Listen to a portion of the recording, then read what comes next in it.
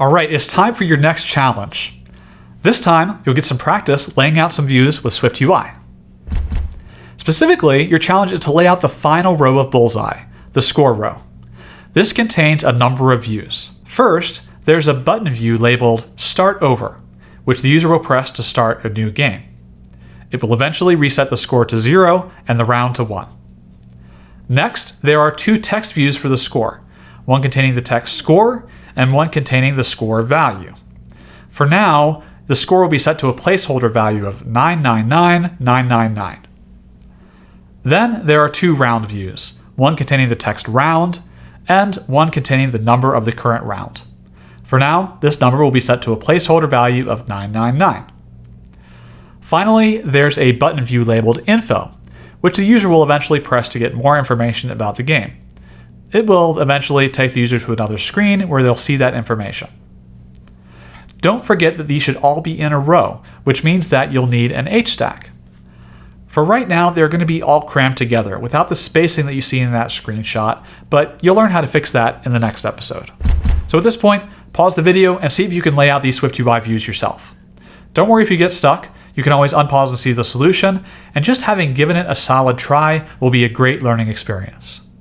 That's it. Now pause the video and good luck.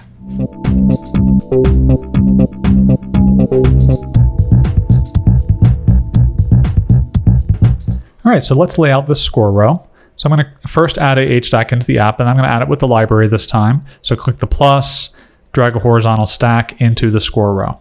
Now you can see here that whenever you drag an H-stack in using the library, it contains a little placeholder text. Say we don't want this for some reason, and I try deleting it, and then I try building, I'll immediately get an error. And the error is a little bit misleading, gives us error up here, but basically, you can't have a H-stack with nothing inside it. It needs at least one thing inside it. So I'm going to hit Command-Z to undo that. So maybe we changed the text to say Start Over. And later on, we decide we want that to be a button. There's a way to do that in the SwiftUI Canvas editor. You Command-click, and there's an option here to embed in button. And that's just a little shortcut to take that text label and put it inside a button here, which is cool.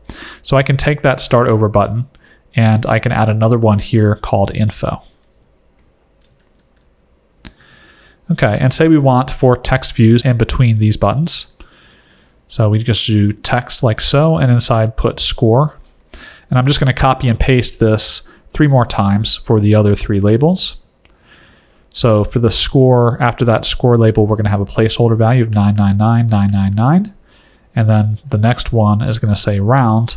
And then the final one's going to be another placeholder that'll say 999. And there you go. Our 4th and final row is looking really good. It is a little bit compressed, but you're right about to fix that in the next episode.